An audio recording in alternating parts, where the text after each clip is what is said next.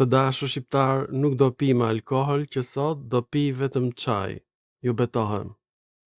Sot kam mësuar origjinën e fjalës mori në gjuhën shqipe, që në gjuhën arbëreshe varianti më i vjetër është mora. Është gjinia femërore. E pra, mora, gjinia femërore është edhe në greqisht. Por në greqishtën e lashtë ka qenë mori, gjinia mashkullore. Pra, gjuha shqipe ka mbajtur dhe variantin e greqishtës së lashtë, gjinia mashkullore, edhe variantin e greqishtës së re, gjinia femërore. Mirë po, nga të gjitha variantet e greqishtes, është greqishtja e folur në Ukrainë, është gjinia mashkullore. Është greqishtja e folur në Kapadocia, në Turqi, është gjinia mashkullore. Gjini femërore është bërë vetëm në Hellad, aty ku janë arvanitasit. Ju betohem. Kur kam thënë unë grekërve këtë, janë tërbuar nga inati. Gjuha shqipe ka ndikuar në gramatikën e gjuhës greke. Emri gjinisë mashkullore mori në greqisht është bërë mora në greqisht, në ndikim në shqipes. Kur ta shikoni, do luani mendsh. Kjo tregon vërtet që pellazgët ekzistojnë. Por nuk ka ardhur gjuha greke nga gjuha shqipe, por është ndikuar gramatika e greqishtes nga gramatika e gjuhës arvanitase, ose ilirët e jugut. Unë nuk do e përdor më gjuhën pellazge, këta janë ilirët e jugut, pjesë e ilirëve të veriut. Domethënë, kur them ilirët e jugut, kjo është e gjithë Greqia veriore, madje i gjithë gadishulli i Peloponezit. Ka qenë në ndikimin e shqipes. Ju betohem. Ju lutem shikoni se do të çmendeni nga gëzimi.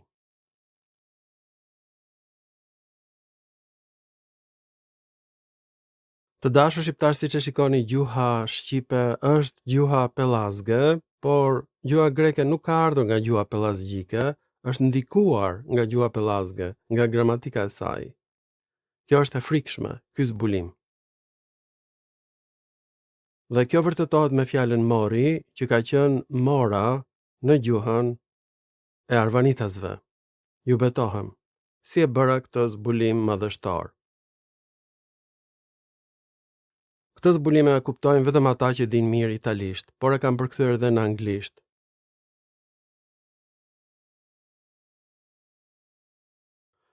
Duhet kemi parasysh që në gjuhën e bukur shqipe ka disa dialekte dhe fjala mori është edhe në gjinin femërore edhe në gjinin mashkullore.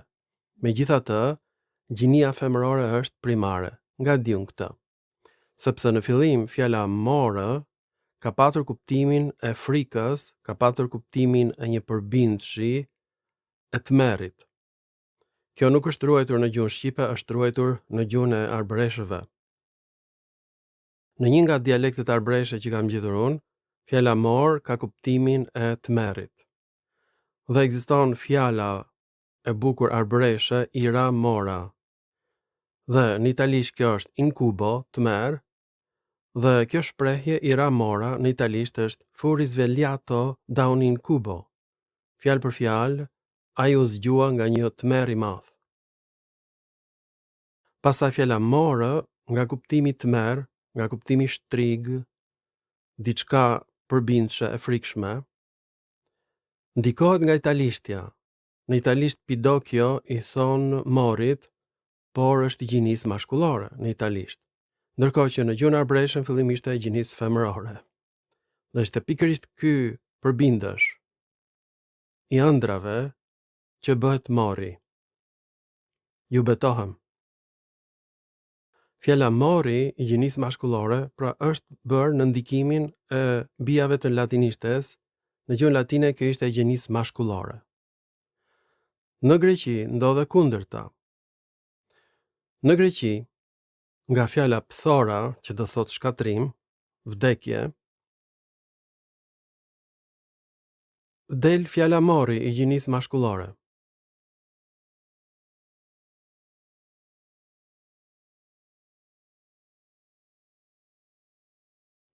Siç e shikoni në gjuhën greke, fjala pthora, që do thot vdekje, është e shoqëruar me fjalën pthiro, që do thot shkatroj, prish.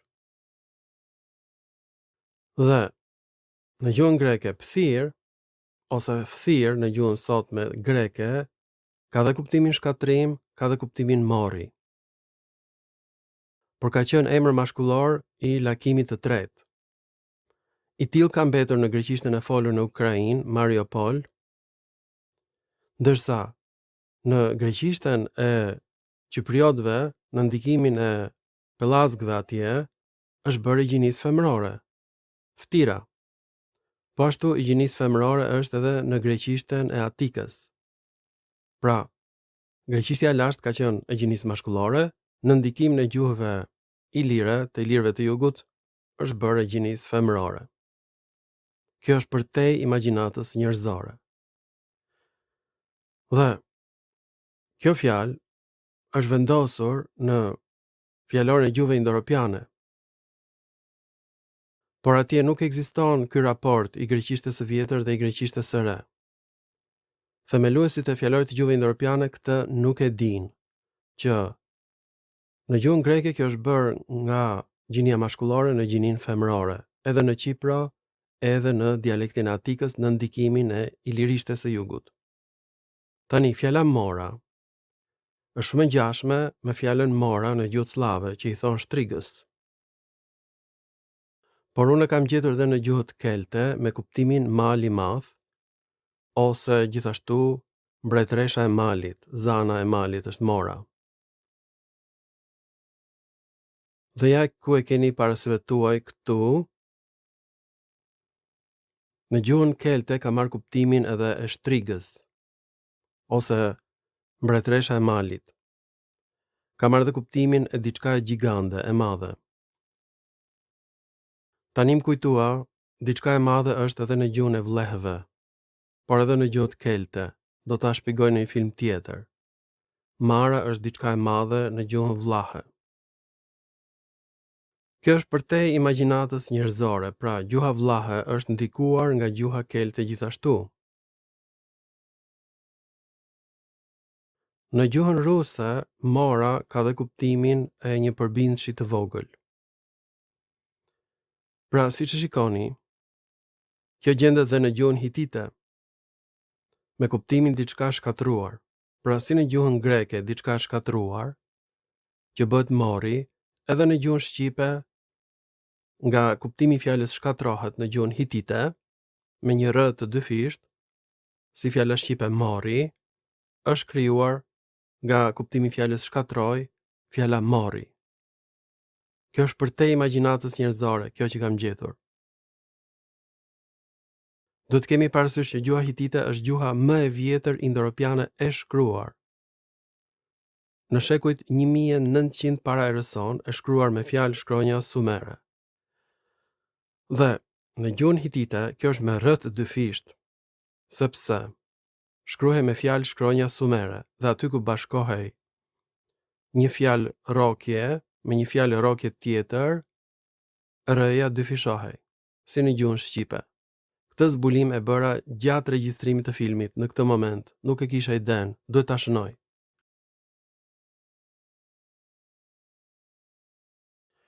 Pra kjo fjalë në gjuhën hitite shkruhet ma-ri-a-ta-ri, është e shkatruar. Dhe këtu do vendos fjalën shqipe mori.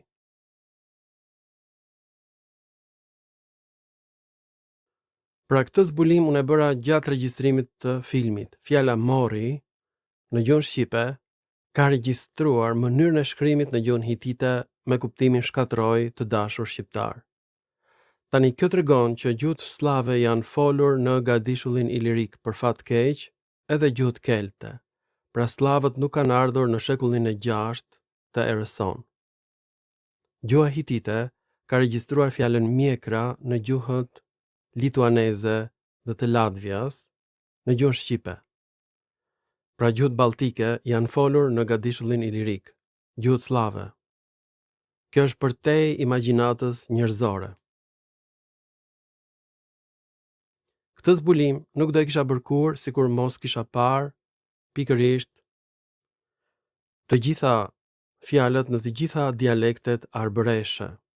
Pra urgjentisht duhet bërë kongresi i ri i gjuhës shqipe dhe unë e them me bindje të plotë që duhet të zgjidhem kryetar nderi i kongresit të dashur shqiptar. Jeni të bindur apo jo? Nuk ka nevojë fare që të bëhet një kongres i tillë, mjaftonin që ju të votoni në internet dhe të shkruani një peticion për mua, sepse ky zbulim është bërë gjatë regjistrimit të filmit. As që më kishte shkuar mendja kurrë, por unë kam parë këtë folje të shkruar me fjalë shkronja sumere dhe duke e mbajtur mend e kam vendosur. Këto fjalë shkronja sumere bëjnë këtë që të dyfishohet pikërisht bashkëtingëllorja R. Kjo nuk i ka shkuar ndërmend askujt të dashur shqiptar, është përtej imagjinatës njerëzore.